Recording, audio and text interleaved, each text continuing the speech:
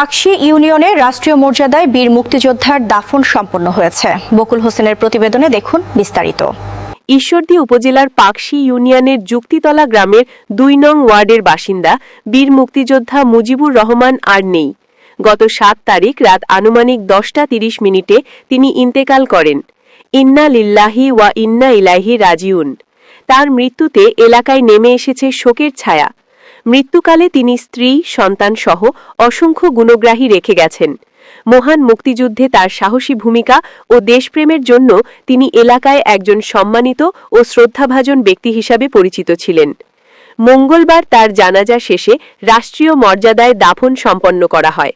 দাফন অনুষ্ঠানে জাতীয় পতাকায় মোড়ানো মরদেহে গার্ড অফ অনার প্রদান করা হয় এবং বিউগলে করুণ সুর বাজানো হয়।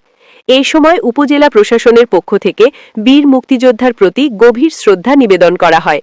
রাষ্ট্রীয় মর্যাদায় দাফন অনুষ্ঠানে উপস্থিত ছিলেন বীর মুক্তিযোদ্ধা আব্দুর রাজ্জাক, বীর মুক্তিযোদ্ধা মিন্টু, বীর মুক্তিযোদ্ধা শফিক, বীর মুক্তিযোদ্ধা মঞ্জুর চৌধুরী, পাকশী ফাঁড়ির আইসিও মনিরুজ্জামান, এসি ল্যান্ড মোহাম্মদ আসাদুজ্জামান সরকার সহ স্থানীয় প্রশাসনের কর্মকর্তা, জনপ্রতিনিধি, মুক্তিযোদ্ধা সংসদের সদস্য এবং এলাকার গণ্যমান্য ব্যক্তিবর্গ।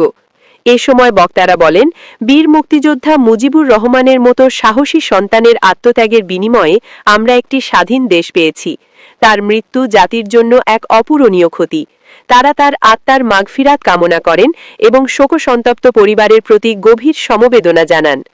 দাফন অনুষ্ঠানে এলাকার সর্বস্তরের মানুষ অংশগ্রহণ করেন।